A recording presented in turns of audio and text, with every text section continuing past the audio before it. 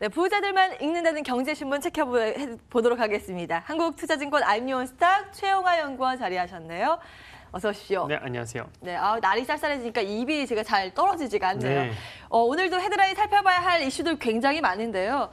일단 앞서 말씀드린 거 있죠. 한국 증시가 이 미중 정상회담 앞두고 앞으로 관망세가 짙어질 것이다라는 전망 이야기 많이 되고 있는데요. 혹시 여기에 대해서 좀 짧게 코멘트 하실 게 있을까요? 아무래도 정상회담, 미중 정상회담뿐만 아니라 트럼프 대통령 자체가 워낙에 좀 예측이 좀 불가하지 않습니까? 그러다 보니까 이번 정상회담은 더더욱이 예측이 안 되는 부분이죠. 그러다 이제 대외 증시도 그렇고 위안화 같은 경우에도 거의 지금 눈치 보기 장세를 통해서 거의 안 보이는 상태이기 때문에 증시도 역시 좀 관망세를 유지를 하고 있는 것 같습니다. 따라서 이번 주말까지는 2030포인트에서 2100포인트 짧은 이제 박스권을 계속해서 좀 진행하면서 이런 짙은 관망세를 유지할 것으로 판단하고 있습니다. 지금 조심조심 시장의 분위기도 그렇고요. 뚜렷한 방향성이 나타나지고 않고 있는 최근의 흐름입니다. 그 안에서 투자 전략 좀 포착해서 살펴보도록 할까요? 주말 사이 가장 큰 이슈가 바로 이게 아니었나 싶습니다. 첫눈이 내린 주말 사이 정말 먹통대란, 이 통신대란이 함께 왔거든요. 서울이 정말 그야말로 난리였습니다. KT 아현지사 화재로 인해서 통신장애 피해가 속출했습니다. 전화, 인터넷, 카드 결제도 안 돼서요. 네. 도대체 이게 어떻게 돌아가는지 몰라서 옆 동네에 이동을 해서 좀 알아보셨다 하는 분들도 좀 계시고요. 카드 결제, 모바일, 배달 앱 등의 서비스도 마비가 되면서 큰 불편을 겪었다고 전해지고 있습니다. 이렇게 혼란이 커서인지 굉장히 이례적으로 신속하게 보상에 대해서 KT가 발표를 했는데요. 전날 발생한 화재로 인해서 피해를 입은 고객 대상으로 1개월 요금 감면, 그러니까 직전 3개월 평균 사용 요금을 1개월 동안 보상을 받게 해주는 셈인데요. 이 같은 보상 대책은 KT 이용 약관보다 훨씬 더 큰 폭의 혜택이라서 파격적이다라는 관점, 일각에선 좀 섣부르다라는 관점 이야기가 굉장히 많이 되고 있고요. 오늘 사실 주가도 이 영향권에서 움직이고 있는 그런 상황이죠. 하겠죠. 그래서 이 화재 보상금이 과연 얼마일 것이냐. KB증권에서는 317억 원가량이 피해액으로 나갈 것이다 이렇게 전망을 하고 있는데 이 주가의 영향력은 어느 정도로 봐야 될까요? 일단 저는 좀 제한적인 하락이 좀 발생하고 있다라고 생각을 하고 있고요. 왜냐하면 일단 KT 쪽에서 이례적으로 굉장히 빠르게 대처를 잘 했다라고 저는 생각하고 있습니다. 저도 이제 KT를 쓰고 있고 개인적으로 그다음에 저도 이번 주말에 연락이 안 돼서 굉장히 힘들었습니다.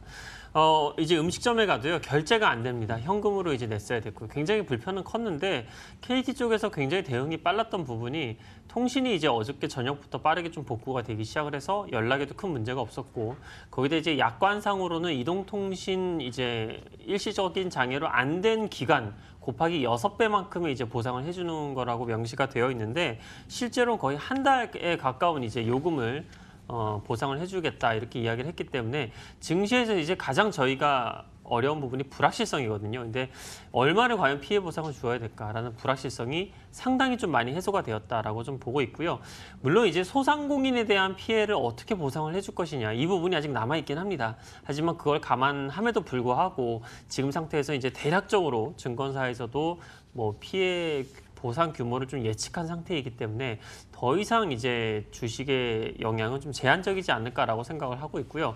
만약에 이러한 보상 부분이 만약에 미흡했거나 더 기간이 미루어졌다면 이제 이동통신사를 이동하는 어떤 흐름도 나올 수가 있었겠지만 이렇게 빠르게 좀 대응을 했기 때문에 그런 부분들도 제한적이지 않을까라고 생각을 하고 있습니다. 따라서 이제 평소에 이제 KT를 포함한 이제 통신사에 대한 관심이 높았던 투자자들한테는 오히려 이번 하락이 좀 기회다라고 저는 보고 있고요. 여기서 이제 내일이나 내일 모레 이제 소상공인 대책 부분에서 좀 추가적인 하락이 나올 수도 있겠지만 중장기적인 관점에서는 거의 바닥권에 진입을 한 게 아닐까라고 생각을 좀 하고 있습니다. 네. 단기적인 재료에 불과할 것이다. 오히려 매수의 기회가 될 것이다라고 말씀을 해주셨고 이제 KT를 봤는데 통신 3사 중에서 탑픽을 그렇다면 하나 꼽는다면 어떤 게 될 수 있을까요? 저는 이제 원래 KT 쪽으로 보고 있었고요. KT요? 예, 왜냐하면 이제 LGU+가 가장 좀 공격적으로 영업을 하고 있고 가장 좀 수익성 부분에서 좋다라고 생각을 하고 있는데 저희가 일단 이제 통신사를 매입을 한다는 거는 시장을 방어하기 위해서 매입한다는 부분이 굉장히 크거든요. 그런 부분들과 배당 메리트, 그다음에 부동산 메리트를 다 감안을 했을 때는 KT가 가장 정통적인 이제 통신사의 탑픽으로 꼽을 수 있다라고 이야기를 항상 드리고 있습니다. 알겠습니다. 통신 3사의 탑픽까지 꼽아봤습니다. KT 말씀해 주셨고요. 내용 참고해 보시기 바랍니다. 주말 사이 미국은 블랙 프라이데이였는데 유가는 정말 충격적인 흐름을 보였습니다. 요즘 크게 출렁이는 가운데 또 3년 내에 최대 폭락, 그러니까 WTI가 7.7%나 급락한 건데요. 유가가 3년 내에 최대 하락폭을 기록하면서 배럴당 $50까지 턱걸이 겨우 한 그런 수준이었습니다. 사실 그래프 나와 있습니다만 10월 초만 하더라도 배럴당 $75 수준이었거든요. 네. 근데 지금은 $50 중반 딱 걸쳤네요. 지난 2017년 10월 9일 이후 최저가고요. 지난 2015년 7월 6일 이후 일간 최대 하락폭을 기록했습니다. 주간 기준으로는 7주 연속 하락세를 이어가고 있는 상황. 지금 뭐 셰일 원유도 늘리고 있고 사우디아라비아 산유량은 늘고요. 세계 경제 둔화로 인해서 수요도 또 줄어들고 있기 때문에 추가적인 하락세가 이어지지 않을까라는 이야기가 계속 나오고 있습니다. 특히 오늘 30일 열리는 G20 정상회의에서 사우디와 러시아의 석유 감산 논의에도 좀 주목이 되고 있는 그런 상황입니다. 사실 이 양국이 지난 2년간 협력을 해서 유가 조정을 시도한 바가 있는데요. 과연 이번에도 유가 하락을 좀 막을 수 있는 그런 장소가 될 것인지 네. 여기에 좀 주목이 되고 있는 상황입니다. 사실 뭐 트럼프 대통령이 계속 유가 하락 더 해야 된다 이런 트위터를 네, 계속 날리고 그렇습니다. 있어서 이게 쉽지는 않아 보이는데요. 유가에 대한 전망 어떻게 하시는지요? 일단 뭐 10월 초 기준으로 봤을 때도 거의 30%가 넘게 하락한 상태입니다. 거의 이거는 하락보다는 폭락이라고 표현할 정도로 굉장히 하락폭이 큰데요. 일단 유가가 이렇게 하락하는 가장 큰 이유는 이 배럴이 계속해서 좀 증산되는 부분들이 가장 큽니다. 그래서 시장에서도 추가 생산을 하면 계속해서 하락을 하고 또 예상치보다 더 추가 생산을 하면 계속해서 하락하는 그런 모습들을 나타나고 있는데 아마 사우디 쪽에서도 이제는 조금 증산을 덜 하지 않을까 생각이 될 정도로 좀 많이 하락이 됐고요. 사우디 쪽도 이제 유가가 70불 이하로 내려오게 되면 수익성에 문제가 생기는데 벌써 지금 $50까지 떨어졌기 때문에 슬슬 부담스러운 구간이다라고 좀 보여지고요.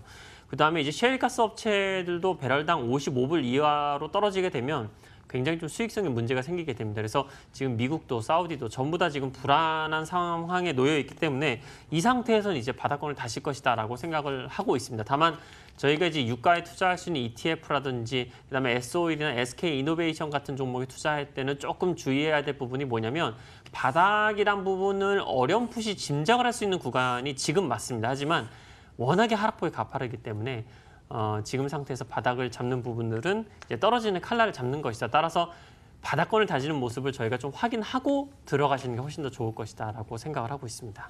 아직은 뭐 섣부르게 이렇다 저렇다 유가에 대해서 네. 판단하기도 힘들고 주가의 영향력도 좀 제한적일 것이다라고 맞습니다. 보시는 거네요. 내용 또 들여다 보시면서 또 유가 어떻게 변하는지도 지속적으로 체크를 해주셔야겠네요. 네. 마지막 신문입니다. 경영권 분쟁의 최고가 눈앞에 있는 한진칼, 요즘 뭐 증권사에서 한진칼이 핫하죠. 한진칼 우선주의 주가가요. 무려 52주 신고가를 지금 눈앞에 두고 있는데 지난 한 주 동안만 95% 수직 상승을 했습니다. 그러니까 한진칼의 주가도 만만치 않죠. 이달 들어서 50% 급등을 해 있는 상황이고요. 지금 그래프가 나와 있네요. 정말 무섭게 수직 상승한 주가 확인을 해보실 수가 있습니다. 이 행동주의 펀드로 알려진 KCGI의 지분 매입 소식이 들려오면서 이런 상황이 나타난 거죠. 앞으로 KCGI가 경영에 참여를 하려고 이러는 거 아니냐, 지금 2대 주주로 등극한 거 아니냐 이런 관점인 건데요.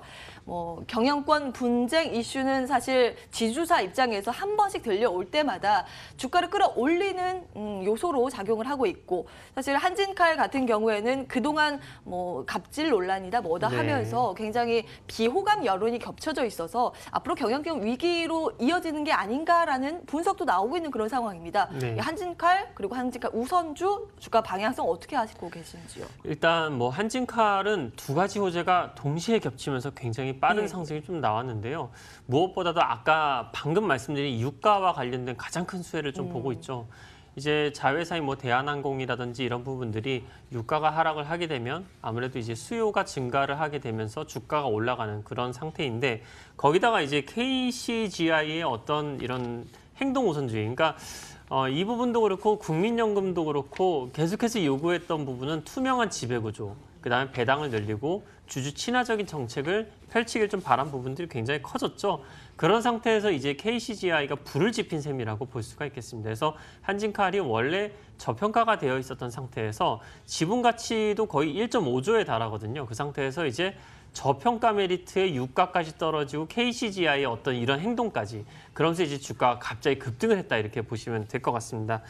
그래서 여기서 이제 좀 더 추가적으로 상승이 되려면 이런 부분들이 조금 더 적극적으로 나와야 된다. 그래서 이제 주주 친화적인 부분들의 정책이 나와 주어야 추가적인 상승이 가능하다, 이렇게 좀 보여지고 있고, 다만 이제 한진칼이 그동안 워낙에 저평가되어 있는 부분이 있었는데 그 부분이 사실 이번 급등으로 인해서 많이 좀 희석이 된 건 사실입니다. 그래서 지금 상태에서 저평가 메리트로 들어가는 부분은 조금 제약적인 부분이 있는 것 같고요. 추가적인 상승은 가능하나 이벤트가 나와 주어야만 올라갈 수 있는 구간이므로 현 상태에서는 좀 보유하고 계신 주주의 영역이 아닌가라고 생각이 되고 있습니다. 그래서 만약에 이제 보유를 하고 계시다면은 워낙에 이벤트가 좀 강하게 나오고 있는 상태이기 때문에 그대로 보유를 하시면 되겠지만 신규 접근을 하기에는 조금은 부담스러운 가격대다, 이렇게 좀 말씀을 드릴 수가 있겠습니다. 네, 한진칼 이슈까지 챙겨봤습니다. 지금 뭐 신규로 진입하기에는 부담스러운 요소가 있다라는 부분 코멘트해 주셨으니까요. 내용 참고해 보시기 바랍니다. 지금까지 한국투자증권 아임요원스탁 최용화 연구원과 함께했습니다. 말씀 고맙습니다. 감사합니다.